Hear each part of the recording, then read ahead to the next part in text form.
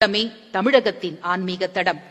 தமிழக ஆன்மீக அடையாளமாக விளங்கிய தவத்திரு குன்றக்குடி அடிகளாரை நூற்றாண்டு தருணத்தில் அவர் அடியொற்றி வந்து அவரின் வெற்றிடத்தை இட்டு நிரப்பும் ஆன்மீக சுடரொளியாய் திகழ்ந்து வரும் தவத்திரு குன்றக்குடி பொன்னம்பல அடிகளார் அவர்களை ஆசியுரை வழங்க அன்புடன் அழைக்கிறோம்.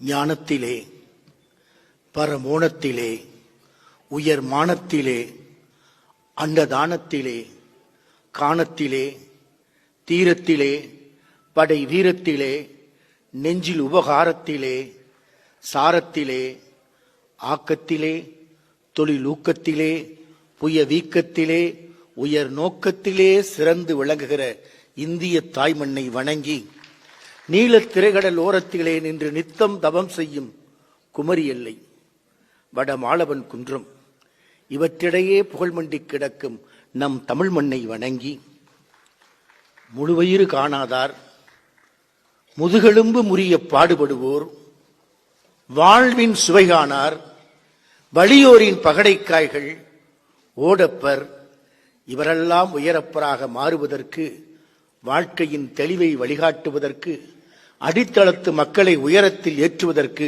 பொது உடைமை பாதைதான் எப்போதும் உள்ள பாதை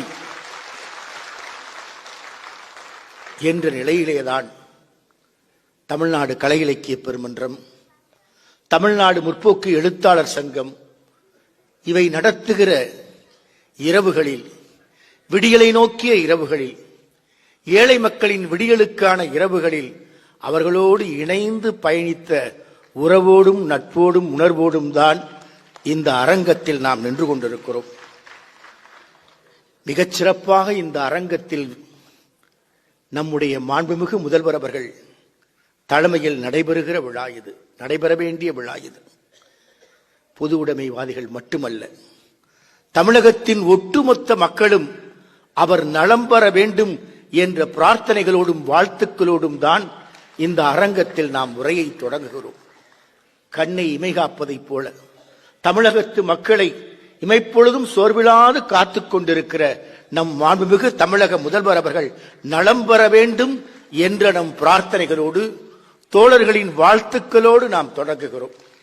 அன்புக்குரியவர்களே, இந்த அரங்கத்தில் தலைமையேற்று ஒரு அற்புதமான ஆற்றுப்பெருக்கான உரையை ஆற்றி நம் அனைவரின் உள்ளத்தையும் கவர்ந்திருக்கிற இந்திய கம்யூனிஸ்ட் கட்சியின் பொதுச் செயலாளர் தோழர் டி. ராஜா அவர்களே, மிகச் சிறப்பாக மாண்புமிகு முதல்வர் அவர்கள் இடத்திலிருந்து இவ்வளவு ஆழமாக, இவ்வளவு அகலமாக, இவ்வளவு விரிவாக தானும் ஒரு கம்யூனிஸ்ட் உணர்வோடு இருக்கிறேன் என்று இந்த அரங்கத்தில் பதிவு செய்திருக்கிற அன்புக்கும் பாராட்டுதலுக்கும் உரிய நம்முடைய அமைச்சர் பெருந்தகை, நிதித்துறை அமைச்சராயிருந்தாலும் எல்லா மக்களுக்கும் நிதியை வாரி வழங்குவதில் தாராளம் காட்டுகிற நம்முடைய நிதித்துறை அமைச்சர் தங்கம் தென்னரசு அவர்களே, எப்போதும் நம் மீது பரிவும் பாசமும் கொண்டிருக்கிற இந்திய கம்யூனிஸ்ட் கட்சியின் மாநில செயலாளர் தோழர் இரா முத்தரசன் அவர்களே, நம்முடைய பகுதியில் படித்து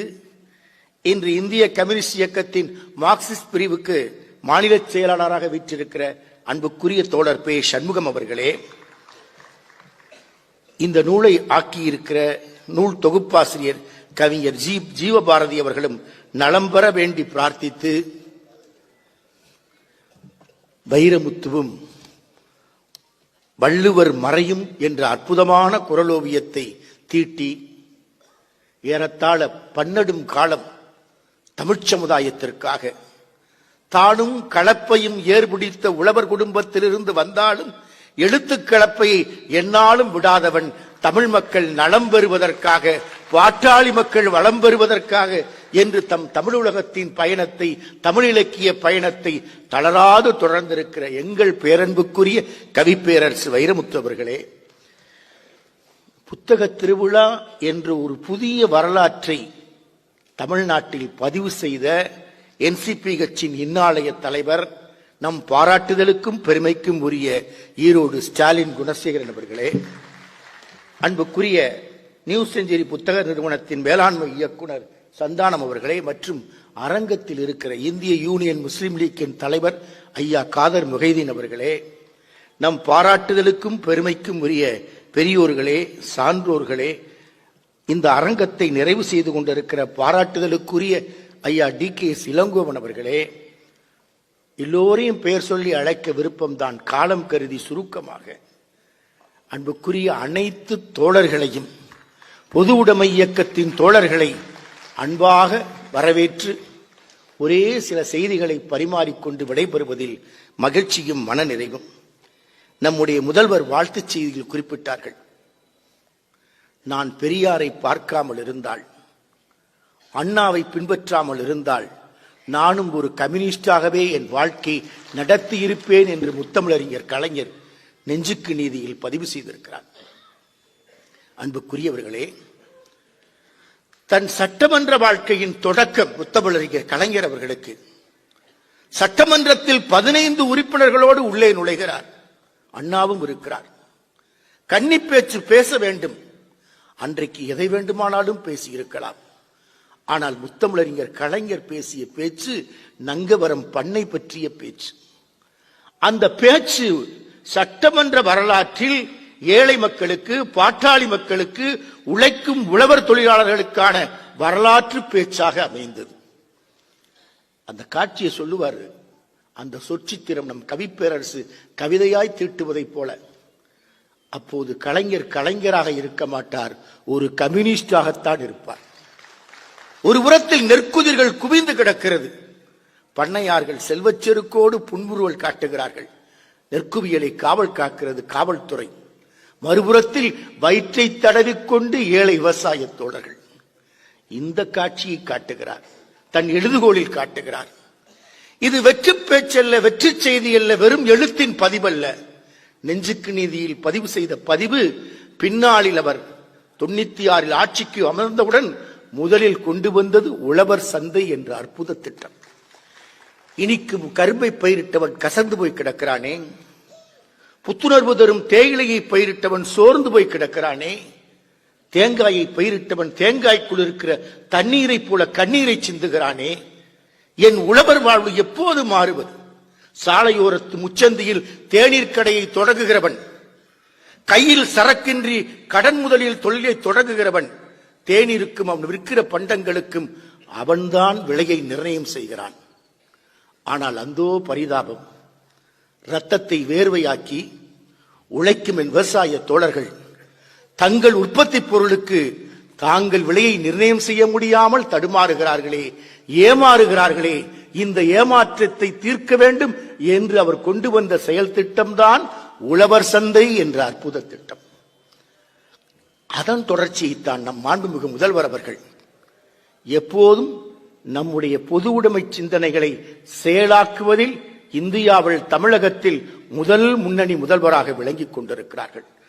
அந்த வகையிலே நம்முடைய முத்தரசன் அவர்கள் குறிப்பிட்டதைப் போல நம்முடைய ஆதீனத்திற்கும் மகா சன்னிதானம் தவத்திரு குன்றக்குடி அடிகளார் கீழ்வெண்மணியின் போது, அந்த கொடுமை நிகழ்ந்த போது அங்கு சென்ற முதல் மடாதிபதி இல்லை, ஒரே மடாதிபதி தவத்திரு குன்றக்குடி அடிகளார் தான். நண்பர்களே, Saiva Siddhantam is the highest water mark of the Indian thought and Indian life என்று சொல்வார்கள். இந்திய நாகரிகத்தின் மணி முடிதான் சைவ சித்தாந்தம். எப்படி தோழர் ராஜா அவர்கள் முடிந்த முடிவு கம்யூனிஸ்ட் என்று சொன்னார்களோ, அதை போல சித்தாந்தமும் முடிந்த முடிவு. அதை பற்றி ஒரு ஆழமான கட்டுரை மார்க்சியத்தையும் சைவ சித்தாந்தத்தையும் இரு வெளிகளாக எண்ணுகிற தவத்திரு குன்றக்குடி அடிகள் பெருமான் எழுதியிருக்கிறார். சைவ சித்தாந்தமும் மார்க்சியமும் ஒரு ஒப்பீடு ஆய்வு என்று. ஒரே ஒரு வேறுபாடுதான், சைவ சித்தாந்தமும் ஆன்மீகத்தின் தளத்திலிருந்து வேறுபாடற்ற சமூகத்தை படைக்க விரும்புகிறது. அதை போலதான் ஆன்மீக தளத்தில் எப்படி சைவ சித்தாந்தம் வேறுபாடற்ற சமூகத்தை படைக்க விரும்புகிறதோ, அப்படித்தான் மார்க்சியமும் வேறுபாடற்ற சமூகத்தை படைக்க விரும்புகிறது. ஒற்றை வேறுபாடு, சைவ சித்தாந்தம் கடவுளை நம்புகிறது, மார்க்சியம் அதை விட்டு விலகி நிற்கிறது. இப்படி சிந்தித்து இன்றல்ல 50 ஆண்டுகளுக்கு முன்பு சிந்தித்த ஒரே மடத்தின் தலைவர் தவத்திரு குன்றக்குடி அடிகளார் தான். நிறைய சிந்திக்கலாம், காலம் கருதி சுருக்கமாக நாம் கூற விரும்புகிறோம். இங்க அருமையா சொன்னாங்க பல செய்திகள். இங்கே ஒருத்தர் நம்ம அமைச்சர் பேசுறப்ப அங்கிருந்து ஒருத்தர் தேங்க்யூ தேங்க்யூன்னாரு. நம்ம அமைச்சர் அதுக்கு நன்றி நன்றி நன்றி என்றார். இதுதான் பிரசன்ஸ் ஆஃப் மைண்ட். காலத்திற்கு ஏற்றவாறு பேசுவது, தயாரிப்போட வந்து பேசுறது இல்ல, உள்ளத்தில் உள்ளதை அப்படியே சொல்வது. ஐன்ஸ்டீனுக்கு நோபல் பரிசு கிடைச்சது எதுக்கு? தியரி ஆஃப் ரிலேட்டிவிட்டியை உலகத்திற்கு அறிவித்ததற்கு. E=mc² ப்ரூவ் பண்றாரு. எங்க பார்த்தாலும் ஐன்ஸ்டீனுக்கு கொண்டாட்டம், பாராட்டு விழாக்கள், விருதுகள். ஒரு மேடையில களைத்து போய் கடைசி இருக்கையில போய் உட்கார்ந்தாரு ஐன்ஸ்டீன்.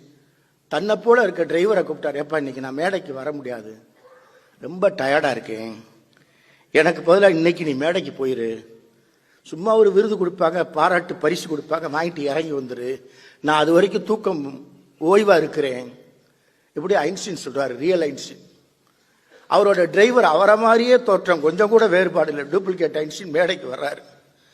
பரிசு வாங்க போறாரு. அறிவிக்கிற நேரத்தில் கூட்டத்திலிருந்து ஒரு நக்கீர புலவர் எந்திரிச்சாரு. கொஞ்சம் நில்லுப்பா, எதுக்கு உனக்கு பரிசு தராங்க? தியரி ஆஃப் ரிலேட்டிவிட்டியை நீ ப்ரூவ் பண்ணல, E=mc² சொல்லியிருக்கேல, E=mc² எப்படி வரும்? E=mc³ தான் வரும், mc² வரும் சொல்லி நிரூபிச்சுட்டு பரிசு வாங்கினார். டிரைவர் ஐன்ஸ்டீன் பதட்டப்படவே இல்லை. தூங்கிக்கிட்டு இருக்கிற ஐன்ஸ்டீன் பதட்டப்பட்டு எந்திரிக்கிறார். வேகமா தூக்கம் போயிருச்சு, பதட்டத்தோட நிக்கிறாரு. டிரைவர் ஐன்ஸ்டீன் சொல்றாரு, என்ன கேள்வி கேட்கிற நீ?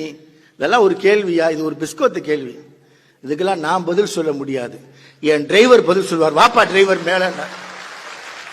இதற்கு பெயர் தான் பிரசன்ஸ் ஆஃப் மைண்ட். அப்படிதான் நம்ம அமைச்சர் அற்புதமா அங்க நண்பர் தேங்க்யூ தேங்க்யூ தேங்க்யூனார், தோழர் நன்றி நன்றி நன்றி என்று சொன்னார்.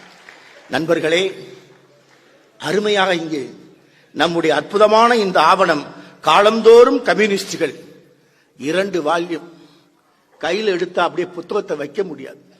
எளிய நடையில் பாமரரும் புரிந்து கொள்ளும் வண்ணம், கம்யூனிஸ்ட் என்பது, கம்யூனிஸ்டுகளின் வாழ்க்கை என்பது ஒரு வாழ்க்கை முறை என்று தோழர் ராஜா அவர்கள் சொன்னார்களே, வே ஆஃப் லைஃப். சைவ சித்தாந்தம் அப்படிதான், வே ஆஃப் லைஃப். அந்த வே ஆஃப் லைஃப் என்று சொல்லக்கூடிய நிலையில் அந்த சித்தாந்தத்திற்கு ஏற்றவாறு வாழ்ந்தவர்கள், தாங்கள் வாழ்வதற்காக சித்தாந்தத்தை திரிக்கின்றவர்கள் அல்ல, வளைத்துக் கொடுப்பவர்கள் அல்ல, அவர்கள்தான் கம்யூனிஸ்டுகள். அதற்காக வாழ்வின் உச்சகட்டத்திற்கு தங்களையே தியாகம் செய்ய தயாராக இருக்கிறார். பகத்சிங்க பாருங்க, அது வெற்றி சொல்லல்ல, தியாகத்தின் அடையாளம். பகத்சிங்க பார்க்க தூக்கு தண்டனை நிர்ணயிச்சுட்டாங்க. அம்மா வர்றா, டெய்லி சிறைச்சாலைக்கு வர்றா. பகத்சிங்கு நினைப்பு, அம்மா ரொம்ப கவலைப்படுவான், நம்ம சாக போறோம்னு, பார்க்க வேணாம், நம்ம மனசு சங்கடப்படும், அவன் மனசு சங்கடப்படும் நினைக்கிறார். நீண்ட போராட்டத்துக்கு பிறகு போராடி, ஏன்னா போர்க்குணம் மிக்கவனை பெற்ற தாய் அல்லவா, வீரத்தாய், போராடி பகத்சிங்க சந்திக்கிறான்.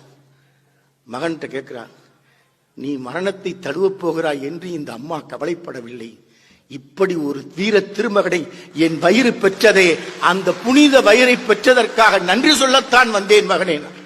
ஆனா அப்பா வேற மாதிரி. என் மகன் அன்னைக்கு ஊர்லேயே கடிதம் எழுதினார்.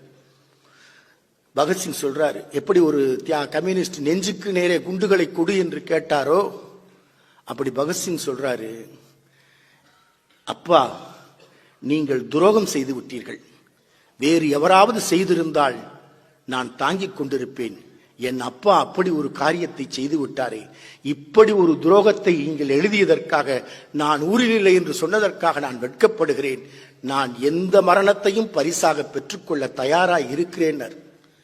அவர் கேட்ட பிச்சை என்ன? உயிர் பிச்சை அல்ல.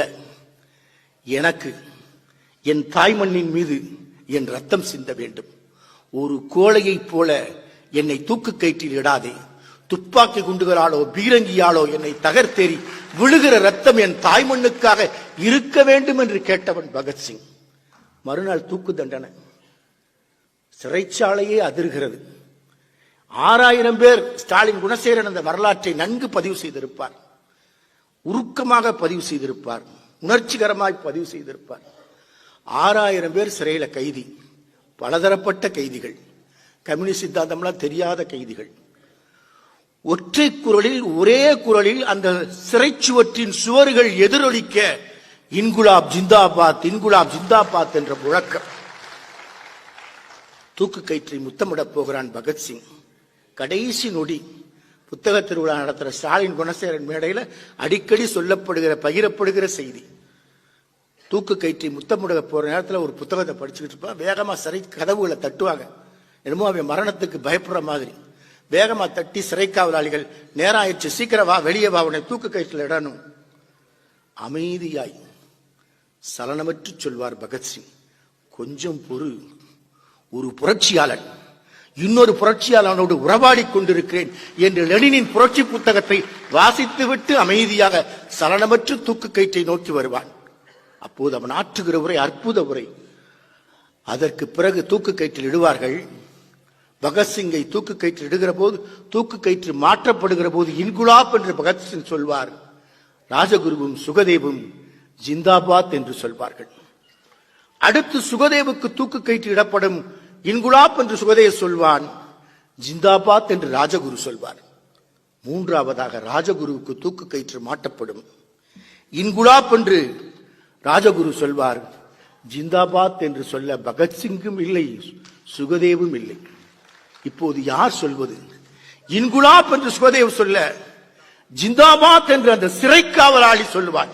யார் தூக்கு தண்டனை நிறைவேற்றுகிறானோ அவன் சொல்வான். சொல்லிவிட்டு வயிற்றில் அடித்துக் கொண்டு அழுவான். நான் 7-8 சிறைச்சாலைகளில் வேலை செய்திருக்கிறேன்.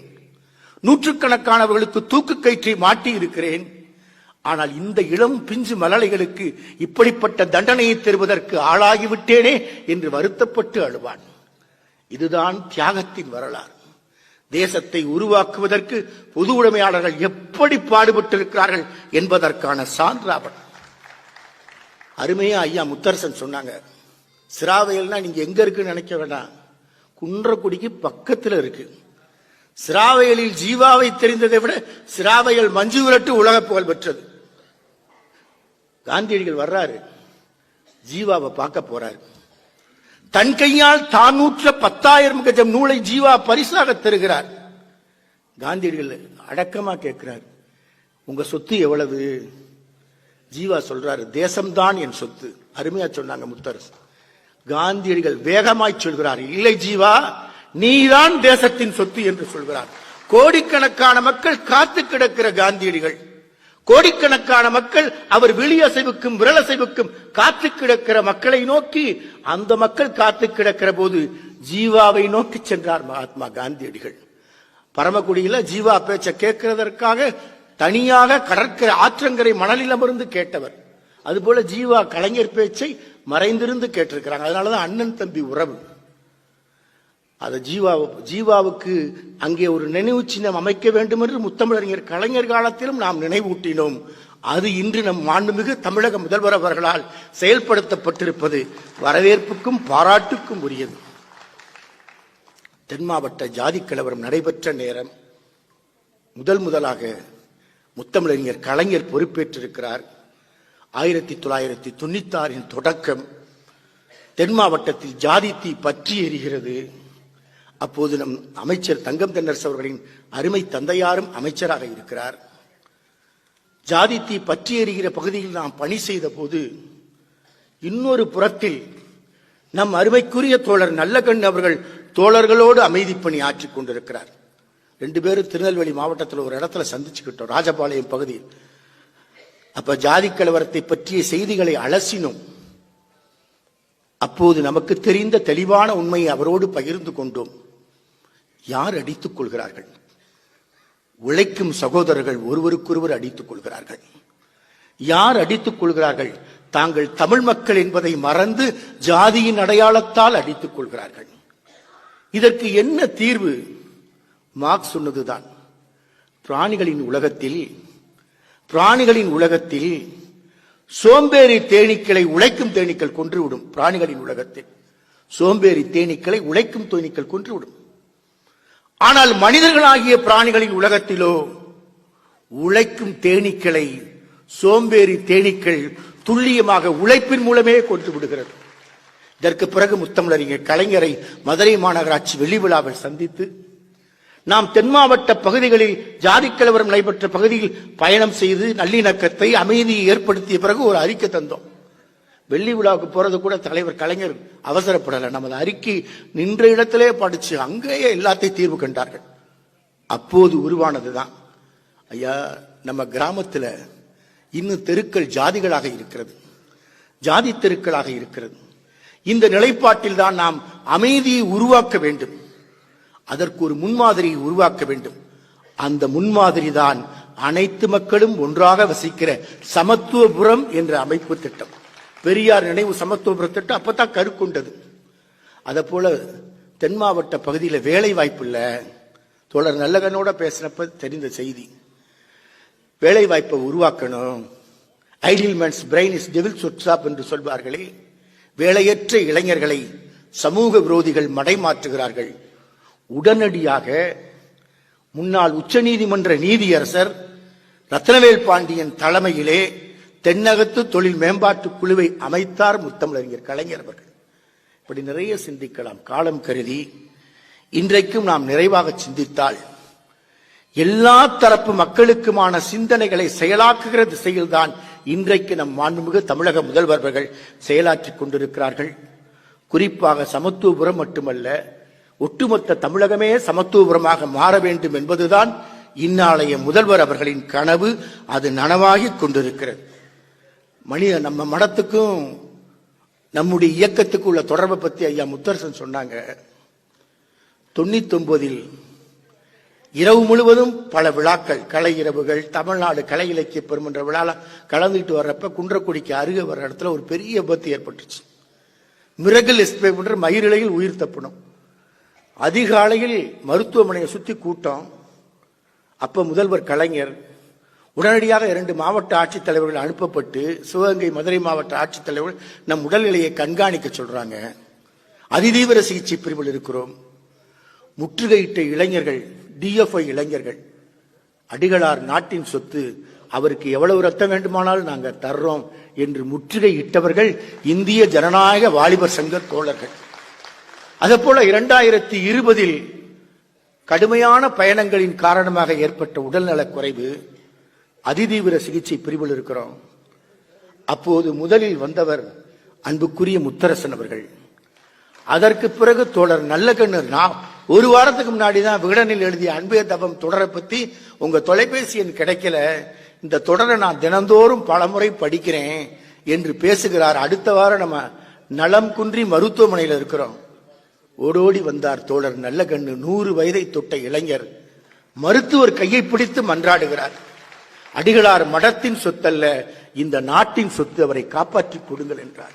இதுதான் பொது உடைமை இயக்கத்திற்கு நம் ஆதீனத்திற்கும் இருக்கிற உறவும் நட்பும். அன்புக்குரியவர்களே, இந்த நிலையில் நாம் சிந்திக்க வேண்டியது என்ன? தோழர் ராஜா சொன்னதை போல பிறப்புக்கும் எல்லா உயிர்க்கும் என்பது நனவாக வேண்டும். ஜாதி எல்லைகளை கடந்து, சமய எல்லைகளை கடந்து மனிதம் மேம்பட வேண்டும். சுனாமியில நாங்க போய் பணி செய்தோம். சுனாமி பயணத்துக்கு போறோம்னா என்ன பின்னால 100 இளைஞர்கள் வந்தாங்க. எதற்கு? குப்பைகளை அகற்றுவதற்கல்ல, மனித சடலங்களை அகற்றுவதற்கு. வேளாங்கண்ணி தேவாலயத்தின் வாசல்ல பிணங்கள். நீங்க அந்த சுனாமி பகுதிக்குள்ள சாதாரண போக முடியாது, தடுப்பூசி போட்டுத்தான் போகணும். எங்கும் துர்நாற்றம். அழகான கடல் அலங்கோலமாய் காட்சி இருந்தது, பிணக்குவியலை போல. அந்த நேரத்தில் அந்த பிணங்கள் சடலங்கள் எல்லாம் அழுகி நாரி ஊறி போய் ஒரு 100 கிலோ மனிதன் 200 கிலோவா இருப்பான். அதை தூக்கி அப்புறப்படுத்துவதே கடினமான பணி. அந்த பணியில் ஈடுபட்டப்ப முதல்ல நாங்க போனது வேளாங்கண்ணி தேவாலயத்தின் வாசலில் கிடந்த பிணங்கள். அதற்கு பிறகு நாகூர் தர்காவுக்கு அருகே கிடந்த பிணங்கள். அதற்கு பிறகு கன்னியாகுமரி கடற்கரையில் விவேகானந்தர் பாறைக்கு அருகே கிடந்த பிணக்குவியல். இவையெல்லாம் எதை நமக்கு போதிக்கிறது? அந்த கொடும் பேரலைகள் தாக்கிய தாக்குதல் எதை அறிவித்து விட்டு சென்றிருக்கிறது? மனிதர்களே, மனிதர்களே, மரணத்திற்கு இந்து இல்லை, மரணத்திற்கு இஸ்லாமியர் இல்லை, மரணத்திற்கு கிறிஸ்தவன் இல்லை. மரணம் எப்படி சகலருக்கும் பொதுமையோ அதை போல நீ வாழும் காலத்தில் பொதுமையாய் வாழ்ந்து காட்டு என்றுதான் சொல்லிவிட்டு சென்றிருக்கிறது.